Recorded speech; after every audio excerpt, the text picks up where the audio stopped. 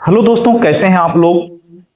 तो मैं रितेश यादव स्वागत करता हूं आप सभी का अपने mission selection coaching classes REA point में। यदि आप सभी लोगों ने हमारे चैनल को सब्सक्राइब नहीं किया है तो आप सभी लोग हमारे चैनल को सब्सक्राइब कर लीजिए। चलिए, सीटेट का मैं अपना सीडीपी का एक तीसरा क्लास लेकर आया हूं आप सभी को पढ़ाने के लिए। तो बिना देरी किए हुए हम सीटेट के सीडीपी के तीसरे क्लास पर प्रवेश करते हैं। तो चलिए क्लास पर और ये मैं अधिगम से संबंधित सूक्ष्म शिक्षण, अधिगम और थांडाई के नियम को आज मैं अपने सीडीपी में लेकर आया हूं। तो आप सभी लोग बिना देरी किए हुए हमारे चैनल से जुड़ जाइए और पढ़ना स्टार्ट कर दीजिए। ये पहला क्लास है हमारा सूक्ष्म शिक्षण। तो सूक्ष्म शिक्षण क्या होता है? सूक्ष्म शिक्षण की बात करें तो शिक्षण अधिनियम के तहत किस प्रकार से बच्चों को पढ़ाना है, कौन कौन से टॉपिक को लेकर आना है। एक क्लास 1 से लेकर के 5 तक प्राइमरी और अपर प्राइमरी यानी कि 5 से लेकर के जूनियर जो कहलाता है 8 तक, ठीक। तो उसमें अब इन दोनों के अगर शिक्षण अधिगम की बात करें तो इसकी टाइमिंग निर्धारित होती है कि कितने मिनट तक का कौन सा क्लास चलेगा, ठीक। तो सूक्ष्म शिक्षण अधिगम, अब सूक्ष्म शिक्षण अधिगम की हम टॉपिक लेकर आए हैं। तो इसमें कह रहा है कि यह शिक्षण का एक छोटा सा प्रारूप है। जो सूक्ष्म शिक्षण होता है ये शिक्षण का एक छोटा सा प्रारूप है जिसमें क्लास में शिक्षण की क्रियाएं सूक्ष्म रूप से कराई जाती हैं। ये नहीं कि क्लास में टीचर पहुंचे तो पूछे आज हमें आपको कौन सा चैप्टर पढ़ाना है। प्री प्लानिंग, पहले से प्लान बना करके लेकर जाओ कि कितनी देर तक हमें प्रश्न करना, कितनी देर तक हमें बच्चों को पढ़ाना है, बच्चों को पढ़ाने के बाद में हमें कौन सा प्रश्न करना है, बच्चों से किस प्रकार से फीडबैक लेना है। ये सारी चीजों का हमें प्लान पहले से बना के रखना चाहिए, ठीक। प्लान बना के रखना चाहिए। दूसरा टॉपिक क्या कह रहा है?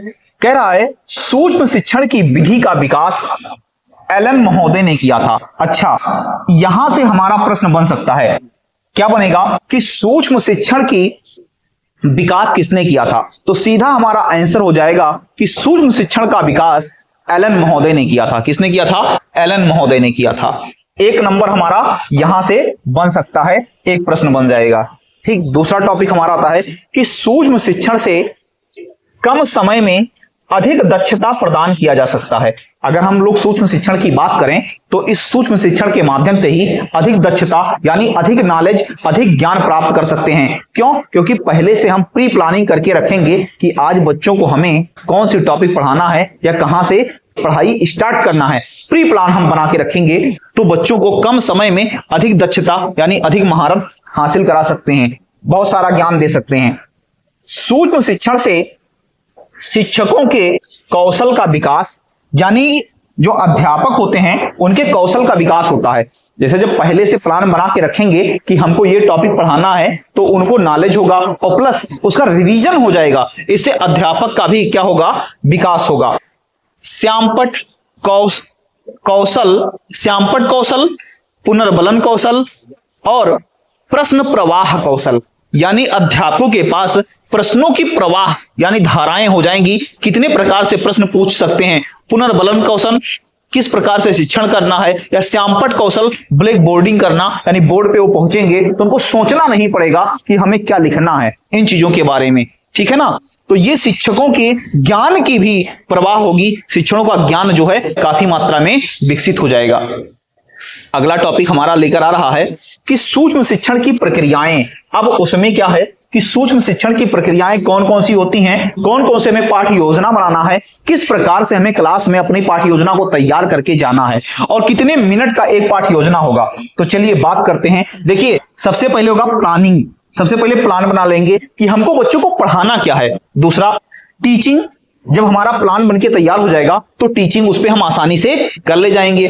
फिर उसे बच्चों से हम फीडबैक लेंगे कि बताओ तुम्हें मेरे प्रिय विद्यार्थियों समझ में आया या नहीं आया। मेरे द्वारा पढ़ाई गई टॉपिक आप सभी को अच्छे से समझ में आता है। टॉपिक को पढ़ाने के बाद में बच्चों से फीडबैक लिया। फीडबैक लेने के बाद में पुनः हमें 6 मिनट क्लास में मिलता है जिसको हम लोग क्या करें, अपना पुनः प्लान कर सकें। तो हम उनको प्लान बनाएंगे और प्लान बनाने के बाद में रीटीचिंग करेंगे और रीटीचिंग करने के बाद में रीफीडबैक फीडबैक लेंगे।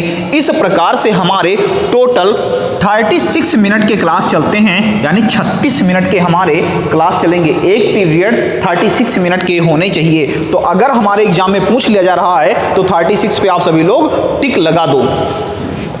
कौन से टॉपिक कितने मिनट के होते हैं, चलिए उस पर चर्चा कर लें। कह रहा पहला पाठ योजना निर्माण। पहले टीचिंग, पाठ को योजना बनाना, यानी सबसे पहले हम पाठ का योजना बनाएंगे। दूसरा टॉपिक क्या होगा, कक्षा शिक्षण। इसमें कक्षा शिक्षण में क्या होगा कि पाठ योजना बनाने के बाद टीचर क्लास में आकर पढ़ाएगा, यानी पहले पाठ योजना बनाएगा, फिर टीचर क्लास में आएगा और पढ़ाएगा। जो हमारा क्लास कितने मिनट का होगा, 6 मिनट का होगा। 6 मिनट का समय जो हमें रिजर्व मिलता है, यदि वो बीच में, यानी पहले हम क्लास में प्लान करके जाएंगे और दोबारा पुनः अपने क्लास को बनाएंगे तो हमें 6 मिनट का रिजर्व समय मिलता है। तीसरा टॉपिक है हमारा कि प्रतिपुष्टि, यानी फीडबैक देना। विद्यार्थियों को समय देना, यानी 6 मिनट का समय हमें मिलता है कि विद्यार्थियों से फीडबैक लेना। फिर पुनः पाठ योजना का निर्माण करना, जो हमें 12 मिनट का समय देता है। किसका समय देता है, 12 मिनट का समय देता है, जो पुनः हम अपने शिक्षण की हमें आगे क्या प्लानिंग करना है, क्या बच्चों से सवाल करना है, क्या पूछना है, पुनः प्री प्लान करने के लिए 12 मिनट मिलता है। इस प्रकार से, और पुनः शिक्षण जो होती 6 मिनट की होती है, प्रतिपुष्टि लेना 6 मिनट की फिर होता है, यानी टोटल इस प्रकार से हमारे टोटल समय तैयार होते हैं 36 मिनट के, यानी कुल समय जो हमारा होता है वो 36 मिनट का क्लास बन जाता है। अगला टॉपिक, अधिगम स्थानांतरण। चलिए अगर हम बात कर लें अधिगम स्थानांतरण का, तो अधिगम स्थानांतरण हमारा वह प्रक्रिया है जिसमें हमारे सीखे गए चीज किसी अदर लाइन में काम आ जाए। जैसे मान लो मैं अध्यापक हूं, मैं बच्चों को पढ़ाने का काम करता हूं और मेरा यह अध्यापन की विधि अध्यापक के साथ साथ में किसी और लाइन में कार्य करना स्टार्ट कर दे, तो यह स्थानांतरण कहलाएगा। कि यानी सीखना एक बार, कार्य करना 2 बार। जैसे दूसरा एग्जाम्पल हो सकता है अच्छे से ना समझ में आया हो। दूसरा एग्जाम्पल हमारा ये होगा, जैसे मान लो किसी व्यक्ति ने कार का चलाना सीखा, कार ड्राइव करना सीख लिया, और उसका उसने कार को ड्राइव करना सीखा, लेकिन यह कार्य उसका ट्रक ड्राइविंग करने में भी लाभ पहुंचाए या उसको चला ले जाए, तो यह सीखने का स्थानांतरण कहलाता है। क्या कहलाता है, सीखने का स्थानांतरण कहलाता है। जैसे हमारा टॉपिक जो हो जाएगा कि जब कोई एक सीखा हुआ कौशल, यानी एक बार सीखी हुई कौशल काम दूसरे सीखने के कौशल में काम का प्रभावी हो, यानी प्रभाविता दिखाए, उपयोगी साबित हो जाए। ठीक, तो यह क्या कहलाता है, सीखने का स्थानांतरण कहलाता है। क्या कहलाता है, सीखने का स्थानांतरण कहलाता है। जैसे ट्रक चलाने में सीखा गया कौशल, कोई ट्रक व्यक्ति चला ले रहा है, ठीक, तो उसका कौशल कार चलाने में की प्रक्रिया को प्रभावित करता है। क्या करता है, प्रभावित करता है। तो यह कौशल क्या कहलाता है, अधिगम का स्थानांतरण कहलाता है। यानी जो व्यक्ति अगर कार चला ले रहा है तो ट्रक जाहिर सी बात है चला लेगा, थोड़ा बहुत उसको पता रहेगा ऑलरेडी। अगर ट्रक चला ले रहा है तो भी कार चला लेगा। ड्राइवर यानी कि इस तरफ की सीख, नॉलेज, कौशल अगले तरफ फायदा कर देना, ये सीखने का कौशल या सीखने का स्थानांतरण कहलाएगा। सीखने का स्थानांतरण कहलाएगा। तो अगर सीखने के स्थानांतरण की बात कर ली जाए और आ जाए तो उसमें सीधा टिक मार देना कि एक तरफ सीखी गई ज्ञान को दूसरी तरफ उपयोग में लाना सीखने का क्या कहलाता है, सीखने का कौशल कहलाता है या अधिगम स्थानांतरण कहलाता है। अधिगम स्थानांतरण पूछे तो सीधा इस पर टिक लगा देना। फिर कह रहा है अधिगम स्थानांतरण के प्रकार। तो अधिगम स्थानांतरण के प्रकार की बात करें, पहला प्रकार इसका धनात्मक स्थानांतरण। धनात्मक का मतलब वही, यानी कि प्रभाव दिखाना। हमने कार चलाना सीखा और कार चलाने के बाद में हम क्या कर लेंगे, ट्रक को भी चला लेंगे, या ट्रक चलाने को सीखा और ट्रक के बाद हम कार चला ले गए, तो यह धनात्मक स्थानांतरण कहलाएगा। क्या कहलाएगा, धनात्मक स्थानांतरण कहलाएगा। दूसरा इसी के साथ में कह रहा है किसी कार्य को करने की योजना। क्या करना, किसी कार्य को करने की योजना तैयार करना। ठीक, तो यदि हम कार्य करने की योजना को बनाते हैं तो यह भी हमारा क्या कहलाएगा, अधिगम स्थानांतरण कहलाएगा। जैसे अनुभव जब अन्य कार्य में करने में सहायता करे। कोई अनुभवी व्यक्ति है और उसका कोई कार्य मैं समझ लो सीख के रखा कार चलाना, और ये मेरा कार चलाना ट्रक चलाने में क्या कर जाए, फायदा कर जाए। ठीक, तब इसे सीखने का धनात्मक स्थानांतरण कहते हैं। क्या कहते हैं? सीखने का धनात्मक स्थानांतरण कहते हैं। जैसे जो यूपीएससी की तैयारी जो लोग करते हैं वो लोग सभी एग्जाम में बैठने के लिए लगभग उनका फायदा करेगा, लेकिन अगर तुम टीचिंग की तैयारी कर रहे हो तो टीचिंग का एग्जाम केवल टीचिंग के लिए ही उपयोगी है, अदर एग्जाम के लिए उपयोगी नहीं होगा। उधर ऋणात्मक साबित हो जाओगे, उधर फायदे नहीं करेगा। कि और एसएससी का तैयारी करने वाला कोई है तो उसका जितने भी एग्जाम आते हैं सब में बैठने के वो योग्य होता है। ठीक, ये टॉपिक तो जैसे कह रहा है, मान लो कोई व्यक्ति है वो हिंदी जानने वाला है तो संस्कृत भाषा सीखने में उसको सहायता प्रदान होगी, तो ये क्या कहलाएगा? धनात्मक स्थानांतरण कहलाएगा। दूसरा, ऋणात्मक स्थानांतरण, किसी कार्य को करने को जानना, योग्यता अथवा अनुभव जब दूसरे कार्य करने में घातक साबित हो, यानी दूसरा कार्य ना कर सको, तो ऋणात्मक स्थानांतरण कहलाता है। जैसे तेज चलने का अभ्यास दिल की बीमारी अथवा चिकित्सा की सलाह के बावजूद धीमे चलने में बाधक उत्पन्न होना, यानी हाइपर डिसऑर्डर। कोई कार्य डॉक्टर तुम्हें एडवाइस दें कि स्लो चलो, लेकिन उसके एडवाइस के बावजूद भी तुम लोग स्लो ना चल सकते हो बल्कि बहुत गति के साथ, तेजी के साथ चलते हो, ये क्या कहलाता है? ऋणात्मक कहलाएगा। क्या कहलाएगा? ऋणात्मक कहलाएगा। स्थानांतरण में ऋणात्मकता उत्पन्न करेगा। दूसरा टॉपिक हमारा जो है तेज चलना हो गया। तो ये जैसे अभी मान लो कोई व्यक्ति साइकिल चला रहा है और वो मोटरसाइकिल, डायरेक्ट उसको मोटरसाइकिल पे बिठा दो, मोटरसाइकिल नहीं चला पाएगा, वो गिर जाएगा, चोट खा जाए, तो ये ऋणात्मक साबित हो गया कि साइकिल के बाद डायरेक्ट मोटरसाइकिल पे बिठाए या ट्रक या डीसीएम पे बिठा दो या कार पे बिठा दो, तो ये ऋणात्मक साबित हो जाएगा। क्या साबित हो जाएगा? ऋणात्मक। तो ये अधिगम की अगर स्थानांतरण की बात करें तो ये अधिगम स्थानांतरण नहीं होगा। अधिगम स्थानांतरण जो हम एक तरफ सीखे हों और दूसरी तरफ उपयोगी साबित हो, फायदेमंद साबित हो, तो क्या कहलाएगा? सीखने का अधिगम। सीटेट का है सर, तो क्लास में बैठ जाइए। तो ये सीखने का स्थानांतरण कहलाता है।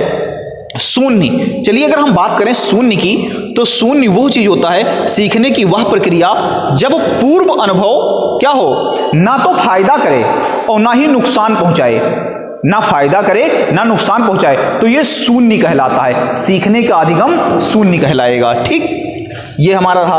अब अगला है क्षैतिज स्थानांतरण। क्षैतिज, जब किसी व्यक्ति में अर्जित ज्ञान, अनुभव अथवा प्रशिक्षण का उपयोग व्यक्ति के द्वारा उसी प्रकार लगभग समान स्थिति में किया जाता है, तो इस सीखने की क्षैतिज स्थानांतरण कहते हैं। क्या कहते हैं? यानी ना तो बढ़े ना तो घटे, यानी तुम सीख रहे हो और समान रूप से चल रहे हो, ना तुम्हारे में इंप्रूव हो रहा है कि नॉलेज इंप्रूव कर ले जाओ, और ना तो नॉलेज की क्षमता घट ही रही है, तो ये क्षैतिज कहलाएगी। क्या कहलाएगी? क्षैतिज कहलाएगी। सीखने के स्थानांतरण क्षैतिज। तो इस प्रकार से हमारे प्रश्न सीटेट में बनेंगे। सीटेट में बनेंगे तो आप सभी लोग इस पे टिक लगाना। जैसे मान लो क्या कह रहा है कि गणित में जोड़ घटाने के प्रश्नों को हल करने का अभ्यास उसी तरह से विज्ञान को हल करने में काम आ जाता है, तो ये क्षैतिज कहलाता है। यानी गणित में जोड़ घटाव किए और विज्ञान में भी, फिजिक्स में आता है ना कोई सवाल, तो उसको सॉल्व कर ले जाना, तो हमारा क्षैतिज कहलाएगा। चलिए अगला टॉपिक हमारा है क्या?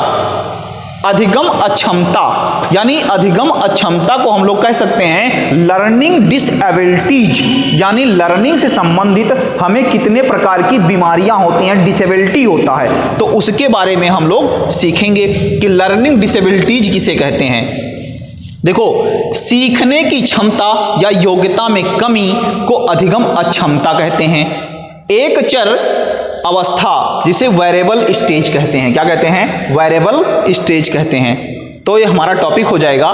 जैसे अब हमें सीखने से संबंधित कितने प्रकार के डिसऑर्डर होते हैं, जैसे नंबर 1 डिसलेक्सिया। क्या? डिसलेक्सिया। एक आमिर खान का आप सभी लोगों ने मूवी देखा होगा जिसमें वो लक्ष्य का प्रोनाउंसिएशन शुद्ध से नहीं कर पा रहा है, बच्चा जो होता है आमिर खान के साथ में, तो वो लक्ष्य को लैक्सिया कहता है। इस प्रकार से हमारा आ गया डिसलेक्सिया।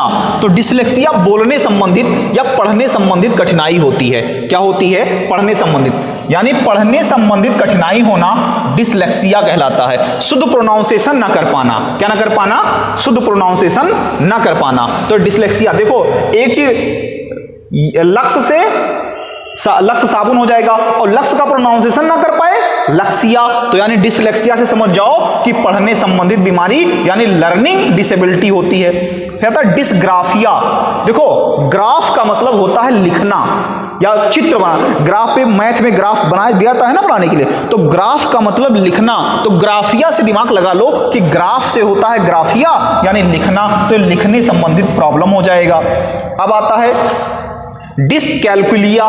कैलकुलिया कैलकुलेशन करना, कैलकुलिया का मतलब होगा कैलकुलेशन करना। कैलकुलेशन करना मतलब गणना संबंधित विकार। तो इसमें भी ठीक है भैया, इसके मतलब कैलकुलिया कैलकुलेशन, तो डिसकैलकुलिया यानी कि गणना संबंधित विकार होना डिसकैलकुलिया के अंतर्गत आएगा। डिसमोर्फिया, मोर्फिया मतलब भ्रम उत्पन्न हो जाना। क्या उत्पन्न हो जाना? भ्रम उत्पन्न हो जाना। जैसे एक छोटा बच्चा है, छोटे बच्चे को दिखा दो मुर्गा। क्या दिखा दो? मुर्गा। और मुर्गा को देख करके बच्चा बोलने लगे मोर मोर मोर मोर मोर, तो ये मोर्फिया हो जाएगा। क्या हो जाएगा? डिसमोर्फिया। यानी बच्चों को जब भ्रम उत्पन्न हो जाए तो डिसमोर्फिया के अंतर्गत आएगा। किसके अंतर्गत आएगा? डिसमोर्फिया के अंतर्गत आएगा। अगला क्या है? डिस्फेजिया।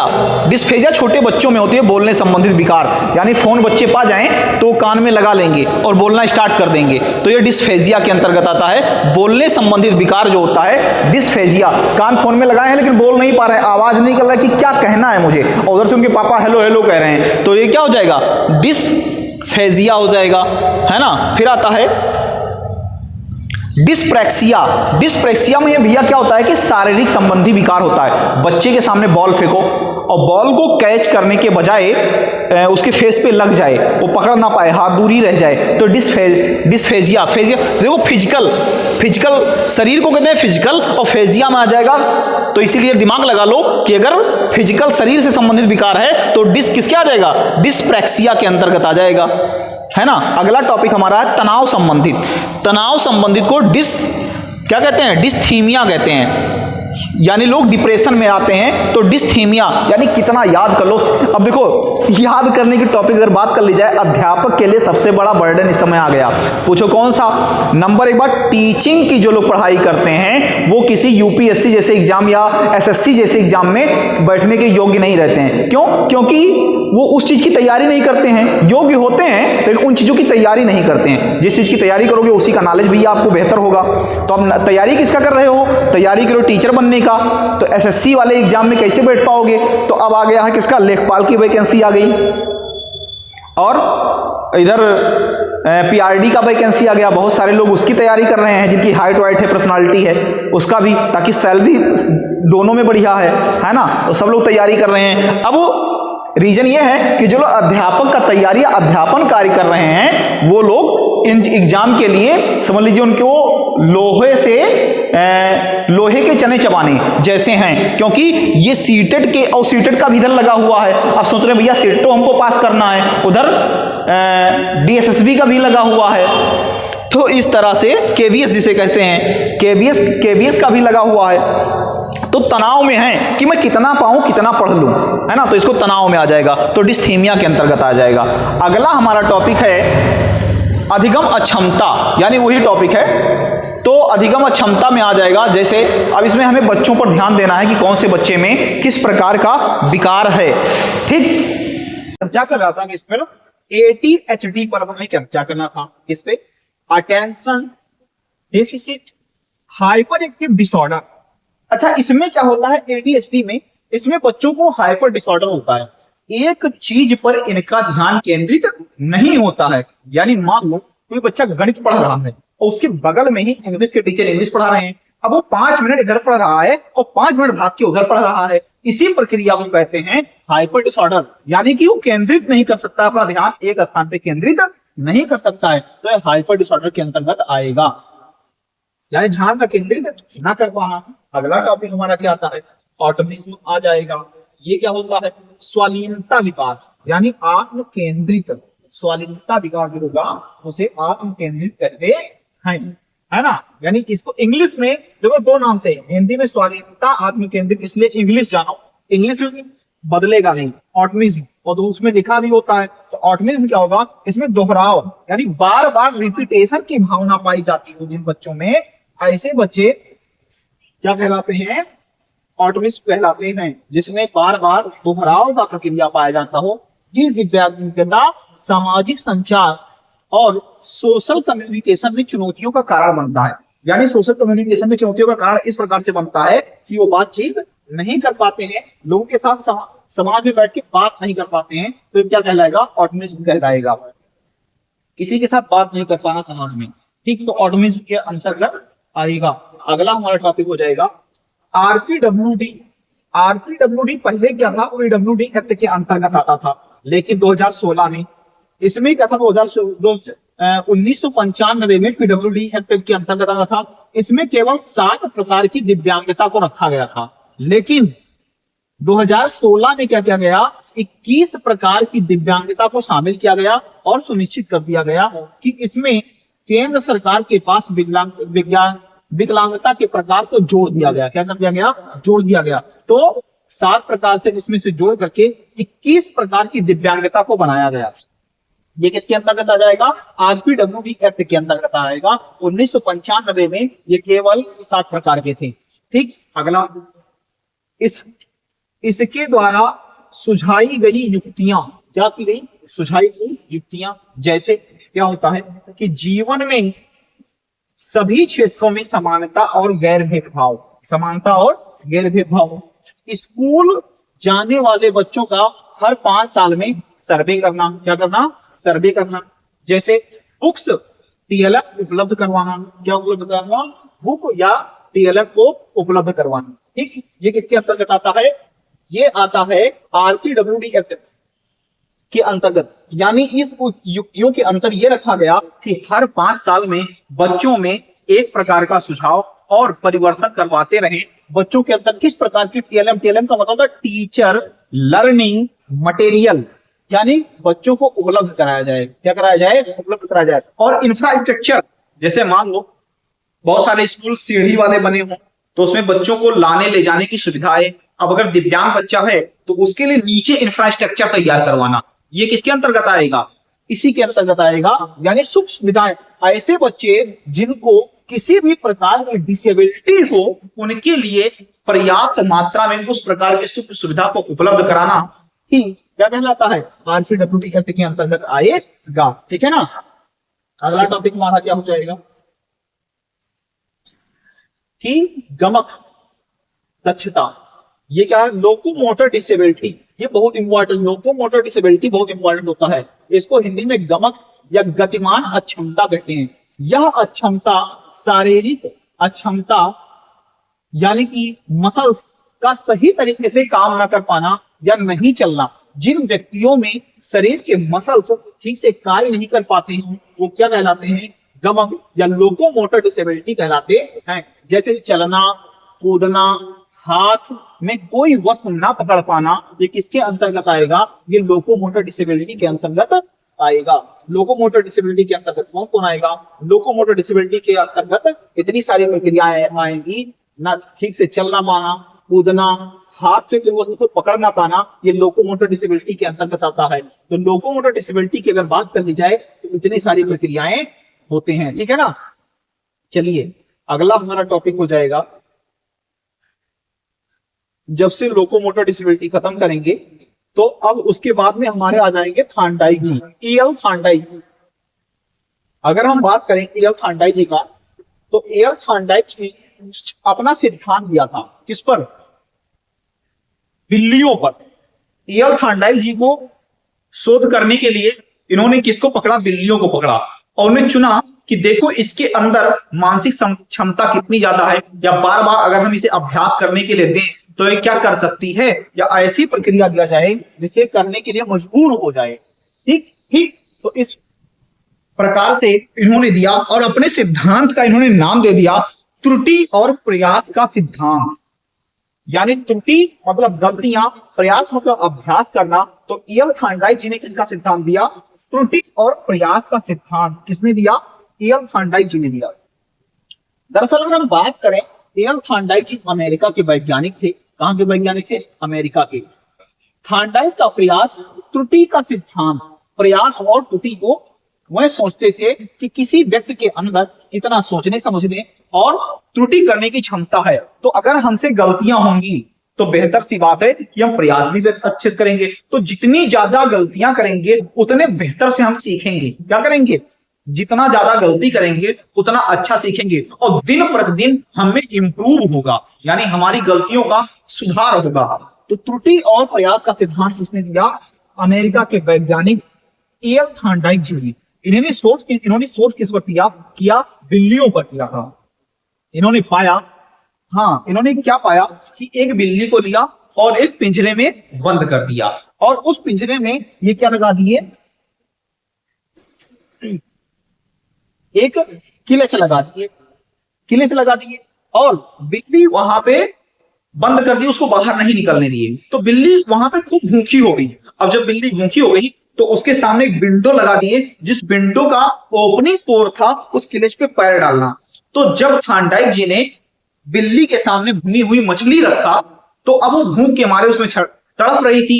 तो तड़पते तड़पते अचानक से उसका पैर उस गेर पर यानी किलेच पर पड़ा और वो क्या कर गया? विंडो खुल गया और फटाक से मछली खा ली, उसका पेट भर गया।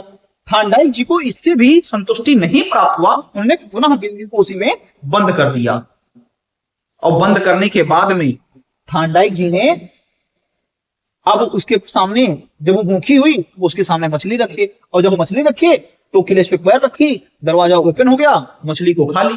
ठीक ऐसे प्रक्रिया करना शुरू कर दी। रोज का काम इनका हो गया। तो जब रोज का काम होगा, बिल्ली को पता चल गया कि अगर हम इस किलेच पे पैर रखेंगे तो ये ओपन होगा। पहले त्रुटि गलती से रखी थी, लेकिन अब उसे धीरे धीरे पता होने लगा यदि हम इस पे पैर रखेंगे तो हम विंडो खुल जाएगा, मछली तक पहुंच जाएंगे। तो उसने त्रुटियों को सुधार में कन्वर्ट कर दिया। ठीक, अच्छा, अब इन्होंने इसको रिस्पॉन्स नाम दे दिया। क्या नाम दे दिया? रिस्पॉन्स। तो कह रहा जब उसे भूख की उत्तेजना हुई तो उसके प्रति उसने अनुक्रिया किया, यानी रिस्पॉन्स किया। और जब उसने रिस्पॉन्स किया तो वह बार बार अनुक्रिया करी और दोहराई। तो इस प्रकार से कुछ ना कुछ उसे सीख प्राप्त हुआ, यानी बार बार उसने पैर रखा उस पर तो उसे कुछ सीख प्राप्त हुआ। प्रयोग, थॉर्नडाइक ने एक पिंजरे में भूखी बिल्ली को बंद कर दिया और बाहर मरी मछली रख दी। पिंजरे में एक लीवर लगा दिया जिस पर पैर पड़ने से गेट खुल जाता था। बिल्ली भूख के मारे छटपटाती इधर उधर घूमती और अचानक उसका पैर उस लीवर पर पड़ जाता है और गेट खुल जाता है और बिल्ली क्या करती है? मृत मछली तो पहुंच जाती है, यानी मछली को खाने के लिए पा जाती है। तो इस प्रकार से इसका कुछ रिस्पॉन्स रहा। अगला, इस प्रकार का सिद्धांत यह बताता है कि जब हम कोई त्रुटि करते हैं तो उसके पश्चात में कुछ ना कुछ सीखते हैं। क्या करते हैं? सीखते हैं। तो इसी को इन्होंने नाम दे दिया त्रुटि और प्रयास का सिद्धांत। क्या नाम दे दिया? त्रुटि और प्रयास का सिद्धांत। ठीक, अगला टॉपिक हमारा हो जाएगा। और इनका लक्ष्य ही था, इसका थॉर्नडाइक जी का लक्ष्य था, यह थॉर्नडाइक का लक्ष्य था सीखना, कि हम कैसे सीखते हैं। तो इंसान जब गलतियां करता है तो कुछ ना कुछ सीखता है। ठीक, अब यह थॉर्नडाइक ने दूसरा नियम दिया, उसका नाम दिया, दो नियम। एल थॉर्नडाइक ने कितने नियम दिए थे? दो नियम दिए थे, एक मुख्य नियम, दूसरा गौड़ नियम। एल थॉर्नडाइक के अगर नियम की बात करें कि एल थॉर्नडाइक ने कितने नियम दिए, तो इन्होंने दो नियम दिए थे। कौन कौन? मुख्य नियम, गौड़ नियम। ठीक, अगर प्राथमिक नियम की हम बात करें, अभ्यास, तो ये प्राइमरी लेवल के लिए था। कह रहा है अभ्यास का नियम, लॉ ऑफ एक्सरसाइज। यह नियम बताता है कि किसी काम का हम जितना अभ्यास करेंगे उसे उतनी ज्यादा सीखेंगे। अगर हम किसी काम को जितना ज्यादा अभ्यास करेंगे उतना ज्यादा सीखेंगे। तत्परता का, यानी लॉ ऑफ रेडिनेस। तो इसका क्या कह रहा है कि यह नियम बताता है कि किसी काम को हम करने के लिए उत्तेजना यानी तत्पर रहेंगे तो उस काम को जल्दी से सीख लेंगे। जितने ज्यादा उत्तेजित होंगे उतनी ज्यादा उस काम को हम जल्दी से सीख लेंगे। प्रभाव का नियम, लॉ ऑफ इफेक्ट। यह नियम बताता है कि यदि सीखना संतोषजनक हो तो सीख तीव्र हो जाता है। यदि सीखना संतोषजनक ना हो, नहीं होता है, तो उसमें क्या होती है, यानी अक्षमता आ जाती है, लोग निराश हो जाते हैं, है ना। तो ये चीज होता है। तो सीखना संभव हो जाता है, परंतु संभव नहीं है। अगर लोग एक बार में कोई काम कर रहे हैं, नहीं सीख पाते हैं, तो शायद उनमें सीखने की क्या जाती है, सीखने की संभावनाएं घट जाती हैं। थांडाइक ने इस नियम को पुरस्कार और दंड का नियम दिया। क्या नियम दिया? पुरस्कार और दंड का। जैसे एक पिक्चर में दिखाया गया है कि ये बच्चा लिख रहा है बोर्ड पे, तो इसको लिखने की क्षमता आ जाएगी। हम इसको डांटे ना, बोर्ड पे कोई बच्चा हमारे आए और बोले सर हम बोर्ड को चला लें, तो मैं उसको चला लेने दूं, तो ये प्रक्रिया हो जाए सीखने की, सीख लेगा। अब दूसरा बच्चा आए कि सर मैं इस सवाल को सॉल्व कर सकता हूँ, क्या बोर्ड पे आके लगा दूं, मैं बोलूं हट बोर्ड पे बैठो, तक बोर्ड पे नहीं आना है, तो वो नहीं सीख पाएगा। क्या नहीं कर पाएगा? सीख नहीं पाएगा। तो ये प्रक्रिया क्या कहलाएगी कि यानी डांट दी है ना, तो ये दंड और पुरस्कार पे थी। और दूसरा वही दूसरी तरफ जब दूसरा बच्चा आया तो मैंने उसको पुरस्कार दिया, तो उसमें एक उत्साह वर्जन कर गया कि अरे वाह मैं तो ये काम कर सकता हूँ। ठीक इस प्रकार से थांडाइक ने अपने नियम को दिए। और गौड़ नियम ये प्रथम नियम था। कौन सा? मुख्य नियम। गौड़ नियम की बात करें सेकेंडरी लॉज, तो सेकेंडरी लॉज भी इसी प्रकार से है। आज का वीडियो आप लोग देखिए, कल मैं इसकी सेकेंडरी लॉज को नेक्स्ट वीडियो में लेकर आता हूं और एक्सप्लेन करता हूं। तब तक के लिए आप लोग खुश रहें, मस्त रहें, हंसते रहें, मुस्कुराते रहें और चैनल को सब्सक्राइब कर लें और ज्यादा से ज्यादा शेयर करते रहिए।